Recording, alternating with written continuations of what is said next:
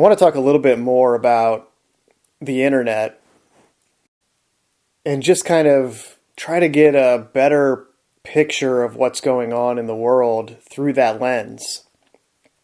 Because as a native English speaker who grew up in America, I have this view of the internet meaning what I experienced with it. In other words, when we say the word internet, we think of our view of it and assume that the rest of the world is online seeing all of the same things that we are seeing. And to a certain extent, that's true as it relates to videos that can go viral and be spread all across the world. For example, footage of some kind of natural disaster, a tsunami wave. That footage would indeed circulate all over the world for everyone that has an internet connection. They would be able to see that image because it's something translatable. Everyone understands what it is. We are headed in this direction because English is the language of commerce, and when a unified world system of commerce is being constructed, it just is a necessity that every country will eventually speak the language of commerce, which is English. And we're pretty much there. I mean, you can find anyone all over the world at this point who speaks English as their second language because their countries realize this is where we are headed, and they have been getting their citizens ready for that eventuality of needing to know English in order to function within the world economy. So we're getting there, but the reality of the situation is that the internet is actually separated by language. There is the English language internet that I would imagine most of you listening to this are familiar with, and we are all familiar with the people on the English language internet and all of the sites that are popular on the English language internet. But all over the world, there are different internets that we're never exposed to unless we speak that language as well. There's the Russian internet, the Chinese internet, Middle Eastern internets that have all kinds of different languages being spoken. We could refer to it as the Islamic internet. And then the Spanish internet, which is probably almost as large as the English speaking internet in terms of the amount of countries that are operating within that internet, because you have Spain and then almost all of Central and South America, in addition to Mexico, speaking Spanish. The only exception really is Brazil, which speaks Portuguese. And that isn't too far off from Spanish, but still, they have their own Portuguese language internet. So, for example, in America and the English language internet, which would be shared by Britain, Ireland, Scotland, Wales, Canada, Australia, and most of Europe, which, to my point, speaks English as a second language and has done so for longer than the rest of the world.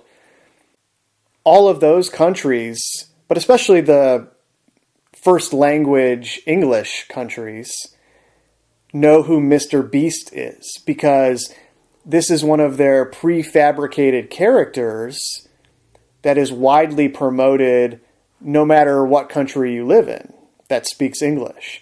If you log on to YouTube and then sign out of your account so that the algorithm isn't giving you what it thinks you want, Mr. Beast is promoted on the homepage to everyone that it doesn't know any information about. It's just the default setting, which tells you everything you need to know.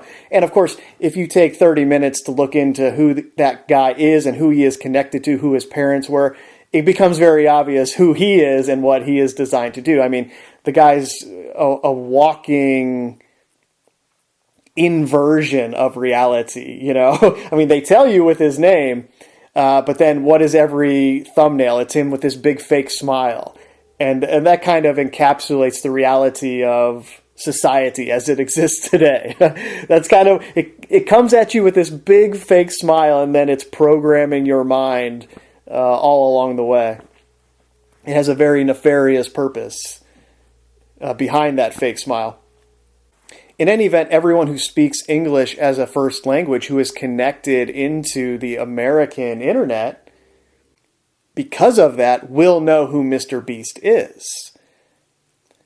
And I bring that up because you have to understand that there is a Mr. Beast for each of those languages and all the ones I didn't list all across the world. There's this whole roster of these fake influencers who shape society in every different language. And then on top of that, depending on how strict the country is with its firewalls and what it lets its people see, there's a whole underground scene in each of these languages that's similar to the underground scene on the American internet. The world is a huge place, in other words. And it's so easy to forget that when you're in your little bubble thinking your experience is reflective of what everyone else has experienced. If you're younger listening to this, you really would be wise to do some traveling outside of your home country and get an idea of other places and how people approach life. It will really expand your mind, especially when you're younger, when you experience these things. And it's ironic in the sense that they are building this unified world system at the same time that they're trying to limit our ability to travel within that system. The idea is we're kind of stuck in our own little zone and we don't get to experience what's going on in the rest of the world, in the endgame phase of this. It's very dystopian sci-fi in that way. The world is allegedly more connected than ever, and global trade is more connected than ever, but you, the slave or the serf, don't get to go anywhere because they've completely limited your ability to produce quote-unquote carbon. And this is all tracked and traced, and you can only take this one trip per year, and as soon as you go over whatever your limit is, okay, now you can't travel anymore. I mean, that's the idea where they want to take it. And that's what the internet is for, right? The illusion of connectivity. You'll be able to see all of this stuff on your computer screen or your phone screen, but you'll not experience the reality of it because you just simply will not be allowed to do so. And the whole migrant thing is on a lot of people's minds too, especially on the internet that we're familiar with, the English language internet. Because the countries that we live in are experiencing this right now, I think it's useful to get a kind of wide lens view of that as well in terms of why are they doing it. Now, there are a bunch of theories about why this is taking place, and a lot of them have to do with the birth rates and the economy and having enough workers for the system to continue. But I think one of the facets of it that isn't discussed a lot is kind of this idea where, okay, we're moving into a world governmental system. At least that is what they desire to create. I mean, we have to willingly go along with it. So there is always the choice for us to envision a different future. Imagine a different future where none of that transpires. So keep that in mind as I describe all this. I'm not describing some foregone conclusion that can't be altered. Every moment we have the chance to alter the future. This isn't something that is set in stone by any means, other than things that are predestined to take place for whatever reason, and that kind of stuff is beyond my pay grade. I can't even comment on things like that.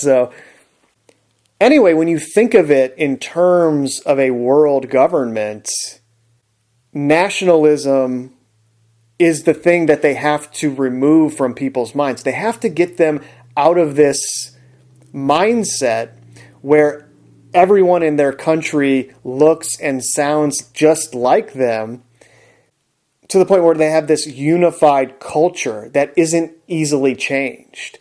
If every country was allowed to maintain itself in this way, it would be extremely difficult to condition the population to accept people who look different from them, giving them some kind of binding rule that they must follow.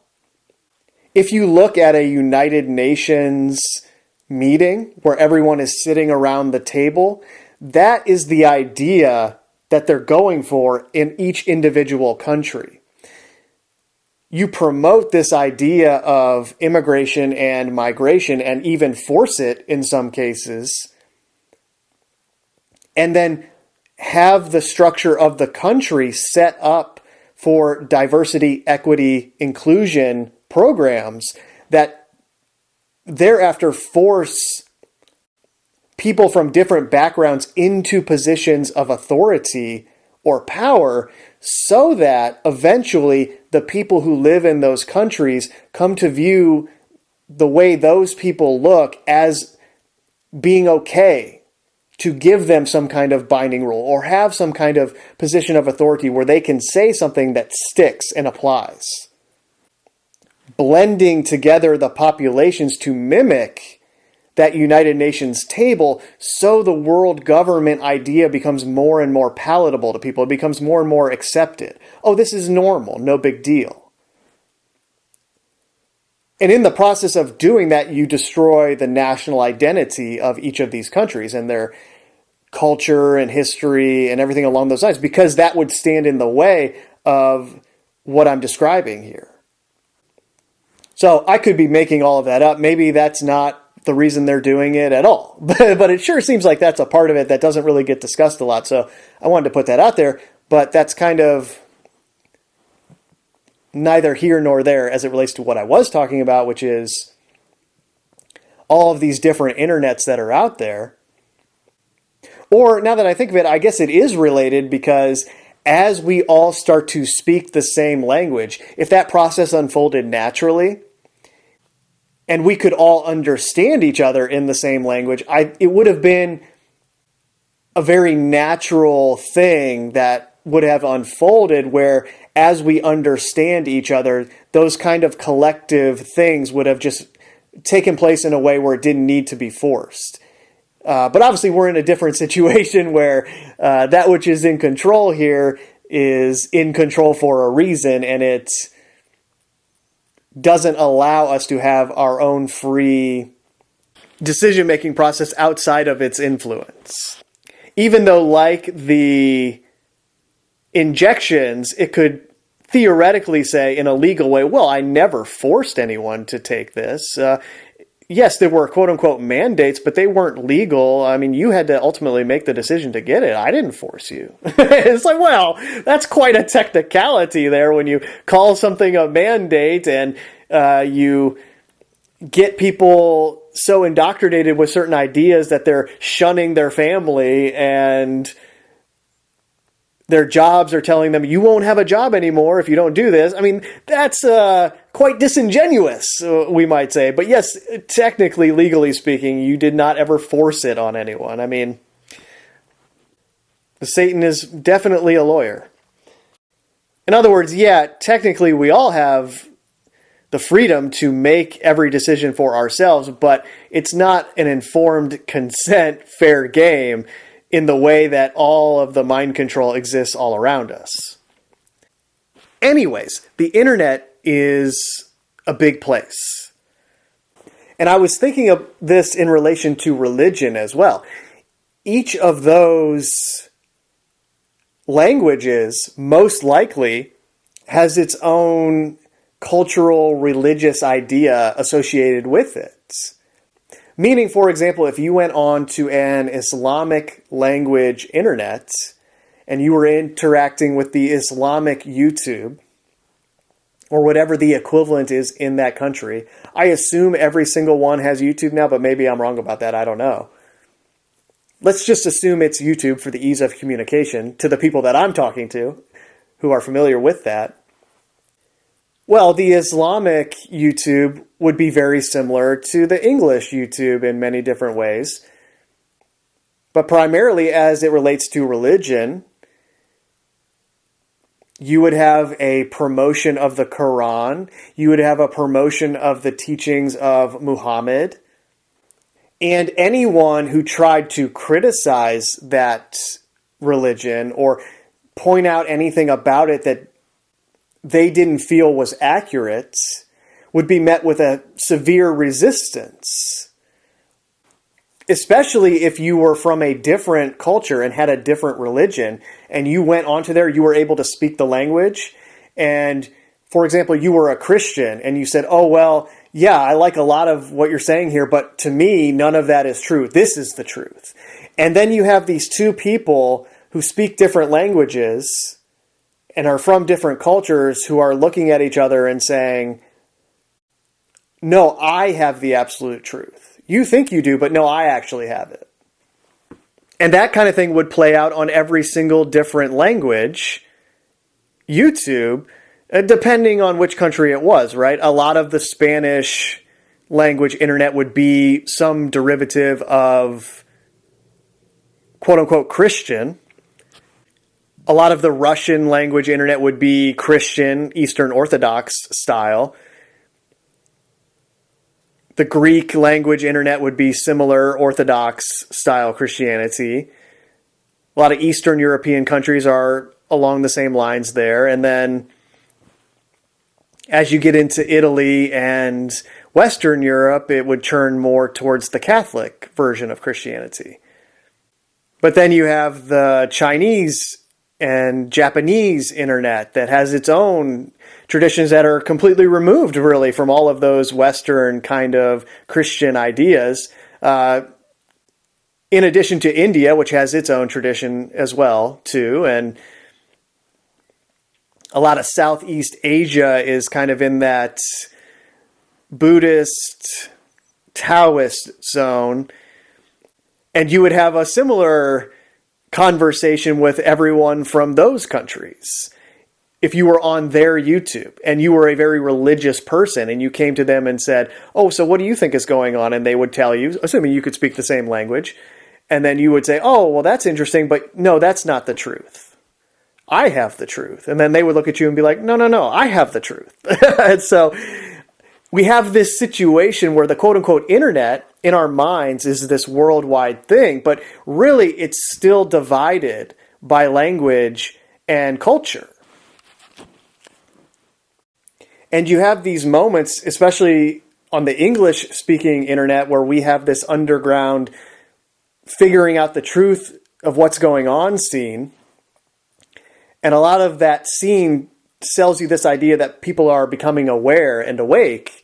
And it's like, well, that's only describing a real small segment when you look at it in the totality of the world and the world internet. I don't doubt that there is a worldwide awakening of sorts taking place, both in terms of our access to information that we just didn't have in the past in every country. Again, depending on how much they limit that. I mean, China's very strict, for example, in terms of what you can access on the internet. But just in general, people are more aware and more knowledgeable than they were ever in history because of access to information that just wasn't available easily.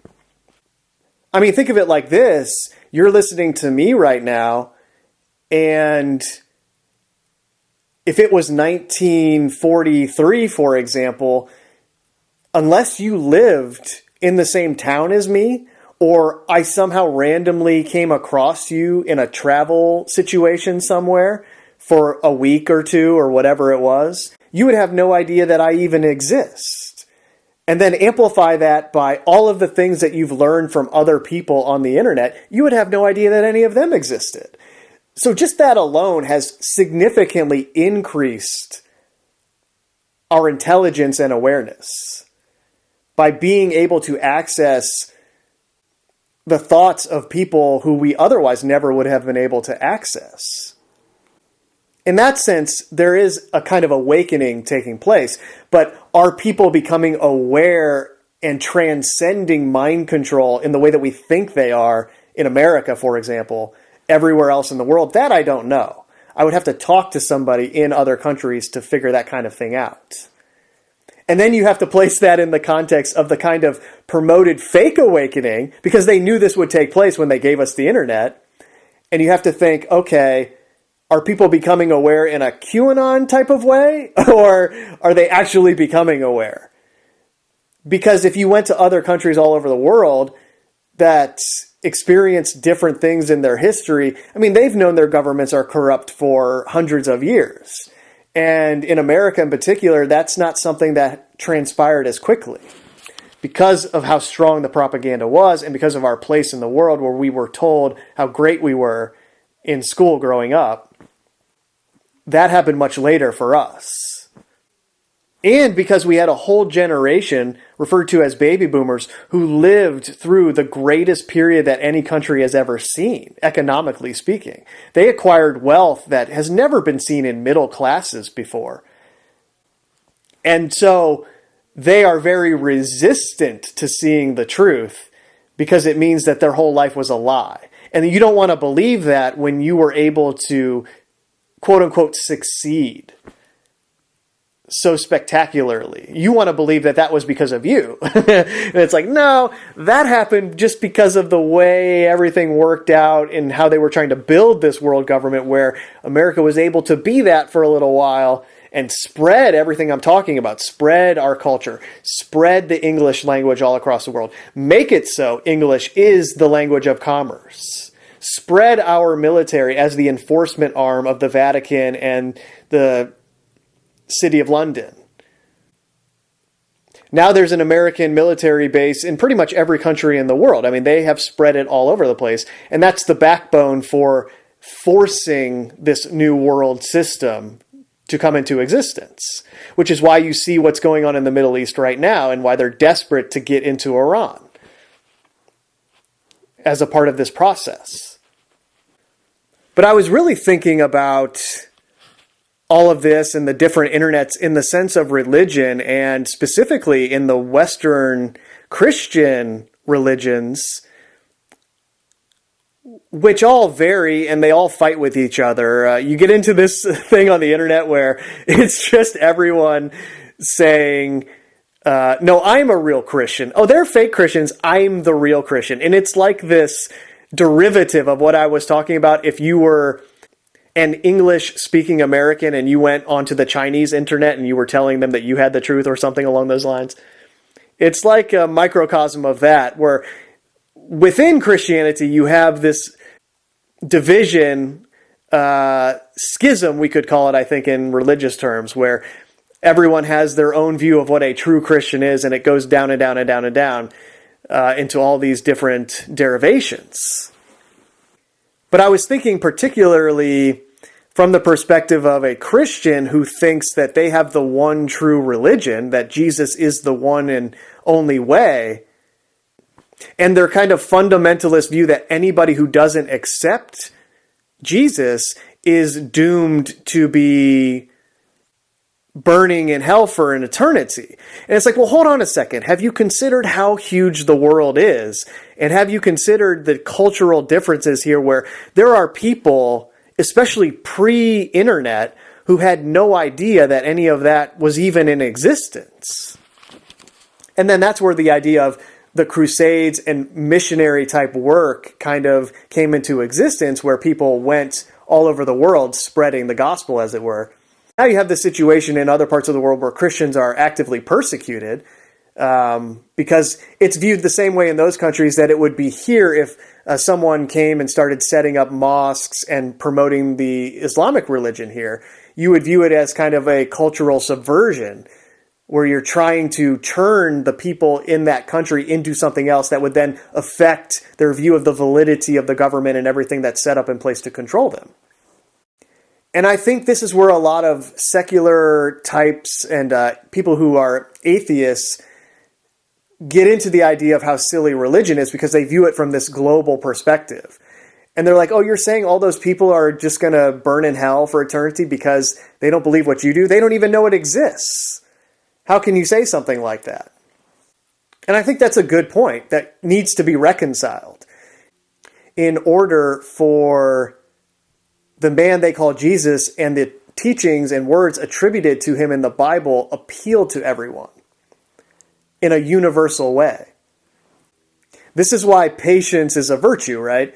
This is a long process we're talking about here. We're 2,000 years into it, right? And it started in the beginning in a situation where the overwhelming majority of people were illiterate. When that man they call Jesus came here, God infusing itself into this world, the majority of people couldn't read or write. And it was only much later when the Bible itself was mass produced and became the first book that was mass produced that people actually learned how to read by reading that book. Which obviously is a much longer, drawn-out process than it would be if that happened today in the era of the internet and everyone who understood the language that the man they call Jesus was speaking at that point in time would be able to understand. I mean, it would spread so much faster and people would have been aware of it in such a more rapid way. Plus, they would have felt the energy that being was infusing into everyone just by its presence. And that would have instantaneously started the process of transforming people into becoming what they were designed to be, breaking the mind control, becoming aware. And this is kind of why I described it in another recording as Jesus Christ, the greatest invention of all time.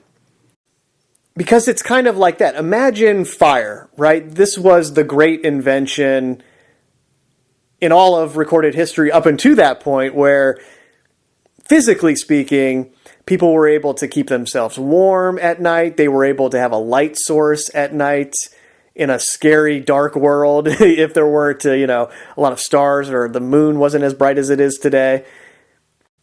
And it gave people the ability to cook their food. And it was this amazing thing that kind of led to an evolution in the species. It was kind of the start of civilization. And then agriculture was the next invention where they took the hunter-gatherer lifestyle and removed the need for it by saying, hey, look, here, we can grow all of this food in advance, store it, and then you don't have to hunt in the winter. And that was the start of what we now know as societies and civilization. And there are all kinds of interesting ideas about whether or not that was our own idea or were we given that idea to kind of lead us in this direction. But I'm not going to go into all that right now. It's just, as a metaphor, if you go into any house all across the world, I mean, especially in the Western world, you're going to find a gas stove or an electric stove. But let's think in terms of fire here, so let's go with gas stoves. That is an invention that allowed people to bring fire into their house in a safe way where they could cook with fire anytime that they wanted. And you could say, well, that's not a natural thing. We should be outside, still using fire in the way that we always did. And yeah, sure, maybe that's true. In the same way that you could say indoor plumbing is this great invention, but yeah, we should still be going outside like we did all those years ago. And I can see the pros and cons to both those things, where it's kind of like, well, the invention of indoor plumbing was a pretty good one as far as sanitation goes and lowering disease goes. I mean, that was a pretty big thing along those lines. And you can kind of trace a lot of the diseases that we used to have going away with the invention of indoor plumbing and just getting all of that waste out of our environment. But again, that's kind of a city thing, right? If you were out in the woods, you would have your little spots that you went to, kind of like an outhouse, and you wouldn't necessarily be in that spot any other time, and that might limit the spread of disease. So the disease spreading aspect of it was definitely when they artificially put everybody in the same spot known as a city, and then you have all of this nasty bodily fluid everywhere that's contributing to disease. But still, indoor plumbing is a good invention along those lines, even though you could argue whether or not it's natural and we should be using it and all that type of thing. So it's a similar thing with fire and gas stoves, but I'm using this as a metaphor. If you view the man they call Jesus and those teachings as a sort of invention for the mind, the greatest invention that was ever created, because it was like an antivirus software.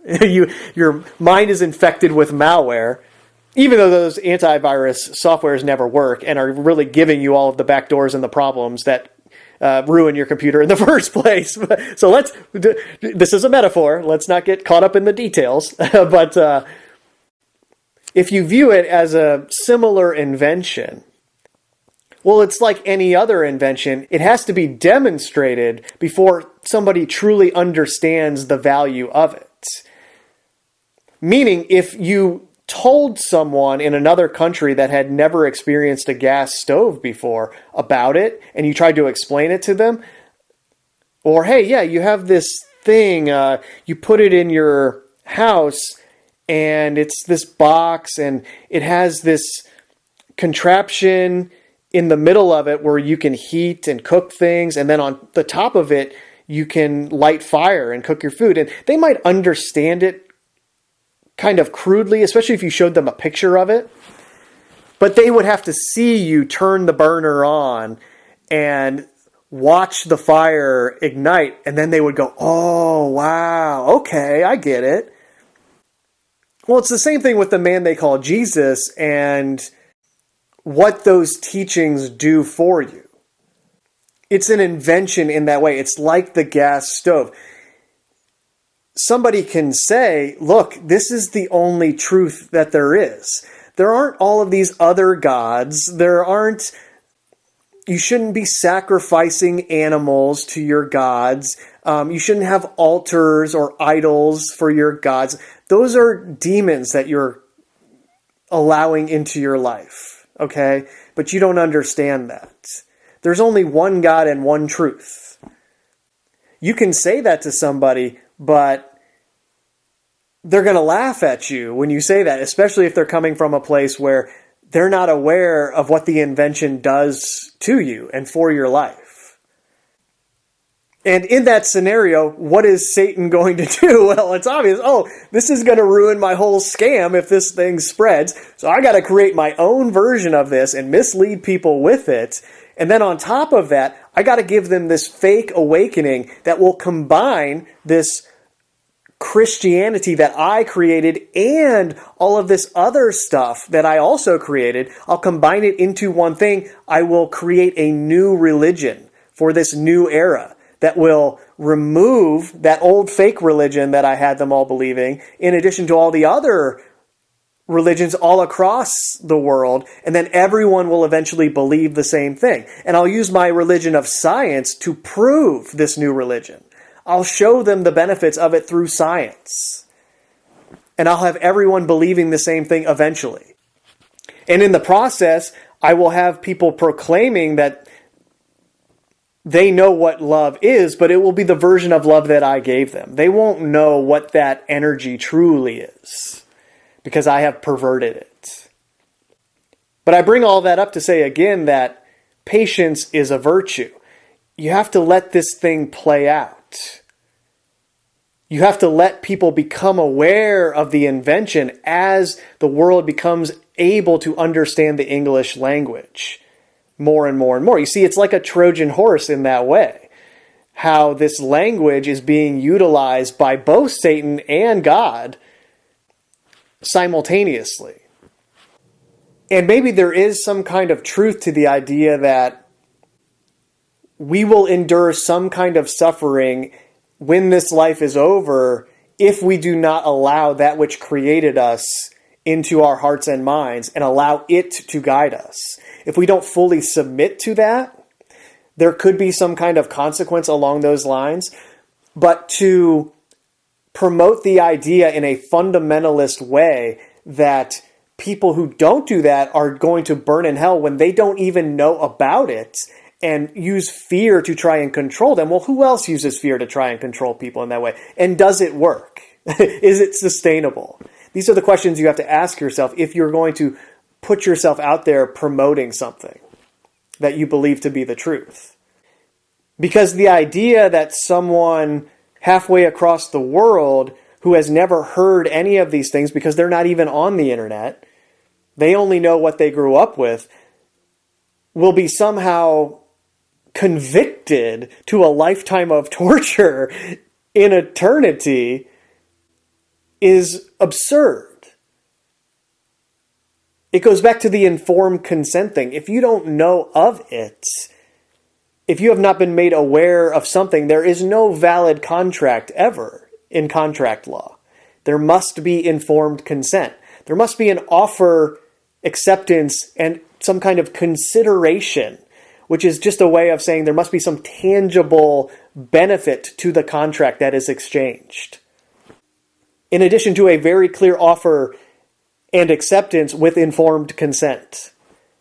And because of the loopholes that exist here in the legal structure, none of us have informed consent about what's really going on in the world. Therefore, there is no contract with Satan, or however you want to describe that which is in control here. No matter how much it wants to portray itself as this thing that is not imposing itself and is just allowing us to sin and make all of these decisions on our own. I don't force them. They make the decisions on their own. That's technically true, yes, but there is no informed consent. So you have to stay patient and allow the invention to spread and demonstrate itself across the world. And this isn't something that's going to happen overnight. And you have to understand that many of these cultures around the world, many of their traditions contain a lot of the same things that the version of it elucidated through that man they call Jesus contain. Accordingly, people from those cultures will think things along the lines of, well, there's one truth, yes, but we all express it differently, and my tradition just expresses it in this way. That will be a logical conclusion for a lot of people. Which is why so many of the New Age ideas latch on and are successful. Like, oh yeah, Jesus, he was just another one of these ascended masters, like all of the other ascended masters. They're all ultimately teaching the same thing, and then the other side of that is, yeah, they're all deities created by people trying to control you. Time is relative to the scale that we are in and experiencing. So, yes, it's been 2,000 years, and that's a long time, to where you look around and you go, well, if God was real, why is it letting all of this transpire still? Surely if God was real, it would have taken care of this already. Well, you got to think of it from the higher scale, where first of all, time is different. To it, whatever the highest scale is, it might be 10 seconds or 25 seconds, whatever that equivalent is for us. Whatever the second to year equivalent is here in our artificial version of time. In the same way that you become aware of a problem in your body when a symptom manifests itself that you can see or feel in a tangible way, but the beginning of that problem, the beginning of that disconnection could have taken place 10 years ago, the very first instance of it. And then 10 years go by and you manifest this symptom and you go, oh, I have a problem. And then you start addressing the problem, which again will take a long time to undo 10 years of damage in terms of linear time. Well, if you're on a different scale of existence, you might not have even known that a problem had manifested itself until something very obvious took place. And then you strategize a way to begin treating the symptom because you don't want to just end everything because you created it. So you're thinking, how can I strategize to fix this problem, to get the part of me that has gone away from me back into me? How do I go about this? And it's only a few seconds for you. You make the decision, oh, this is how I'm going to treat myself, but then it has to play out. Those 10 years to your body's awareness, the cells that make up your body, I mean, that could have been 1,000 years to your body. And it's sitting there going, why is this happening? Surely there's no greater being than me that is supporting me and giving me everything that I need and coordinating my reality. There's no greater being than me. Look at what it's allowing to take place here inside our body. If it does exist, it's surely evil to allow this to happen. It's like, well, that's free will, man. You give people free will, accidents are going to happen. It is what it is. What are you going to do? Hate it? Hate the accident? Corrode your own being and soul by hating what happened? Or are you going to be mature and an adult about it and say, okay, this accident happened, let's fix it? Patience is a virtue because time is scalar. You have to stay patient and allow for the process of this amazing invention, this antidote to mind control, to be spread across the world. No different than the cells in your body would slowly transfer the information that an antidote to poison would transfer within it, to where it eventually neutralizes the poison and you begin to repair and become healthy again. God knows way more than you do, and it knows how this needs to transpire. So it's very counterproductive and arrogant to think that you know how exactly everything should be playing out. And I could be wrong about a lot of this, okay? So hear me on that too. There's a lot of things that I probably am not aware of that I'm saying potentially in an incorrect way right now, so keep that in mind. All right. But hopefully this was useful just in terms of having a different perspective on what's going on in the world and just seeing it in a different way. You don't have to agree with anything that I'm saying, but just expand your mind for a second and think of it in a different way and then discard it if you want. But just at least consider the idea is all I ask. Which is to say, there could be somebody existing on earth right now as we speak who has been given an understanding of reality in a way that no human has ever understood it before. In this way, there could be all kinds of things that exist right now as I speak that you have no idea about that would completely shatter your worldview or your perception of what's really going on here. And let's take this one step further. Imagine that the person infused with this knowledge spoke a language that God knew would eventually overtake English as the world language at some point well into the future, which is why it chose that particular person. Knowing that it will take approximately 1,000 years for that whole process to unfold to the point where you will be able to understand that message. I ask you, how would you want to be treated by the people who had the message earlier than you did? How would you feel if they had been telling you that you were going to burn in hell for an eternity because you didn't know what they knew, when you couldn't even understand it if you tried because of the language that it was produced in? This is why patience is a virtue.